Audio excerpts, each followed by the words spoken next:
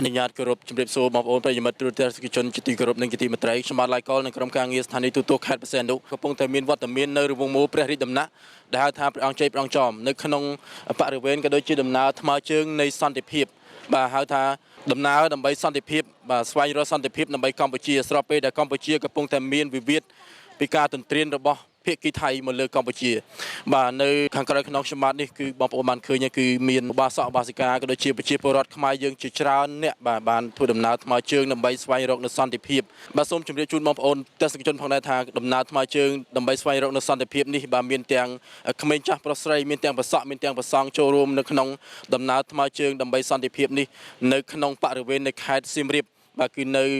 រង្វង់មូលព្រះរាជដំណាក់គឺដើម្បីស្វែងរកនូវសន្តិភាពជូនជាតិមាតុភូមិបាទអញ្ចឹងបងប្អូនសូមទៅទស្សនានៅទស្សនវិជ្ជាទាំងស្រុងដូចតទៅ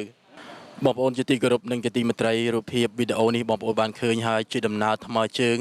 នៃបងប្អូនប្រជាពលរដ្ឋកម្ពុជាយើងបាទមានទាំងសិស្សានុសិស្សមានទាំងក្មេងចាស់ប្រុសស្រី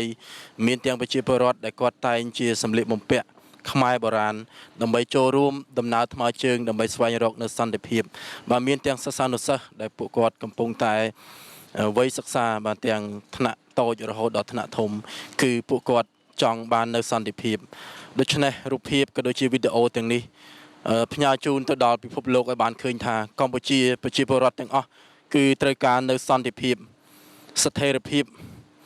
គឺមិនចង់បាននៅសង្គ្រាមមិនចង់បាននៅការយាយីមិនចង់បាននៅការទន្ទ្រានទឹកដីមិនថានៅតាមតំបន់ព្រំដែនមិនថានៅក្នុងបរិវេណនៃប្រទេសកម្ពុជានោះទេគឺប្រជាពលរដ្ឋទាំងអស់ក្មេងចាស់ប្រុសស្រីទាំងយោធាទាំងស៊ីវិលទាំងឋានៈណាក៏ដោយគឺត្រូវការតែសន្តិភាពដោយដែលបងប្អូនប្រជាពលរដ្ឋដោយដែលពិភពលោកបានឃើញហើយ We need peace Cambodia need peace Cambodia don't need war កម្ពុជាត្រូវការសន្តិភាពកម្ពុជាមិនត្រូវការមានសង្គ្រាមកម្ពុជាមិនត្រូវការសង្គ្រាមរ៉ាំរ៉ៃបន្តជាយូរអង្វែងទៀតនោះទេសូមពិភពលោកបានឃើញមានដំណោះស្រាយសម្រាប់ប្រជាជាតិសម្រាប់ប្រទេសដ៏តូចមួយនេះគឺប្រទេសដ៏តូចមួយនេះចង់បានតែការ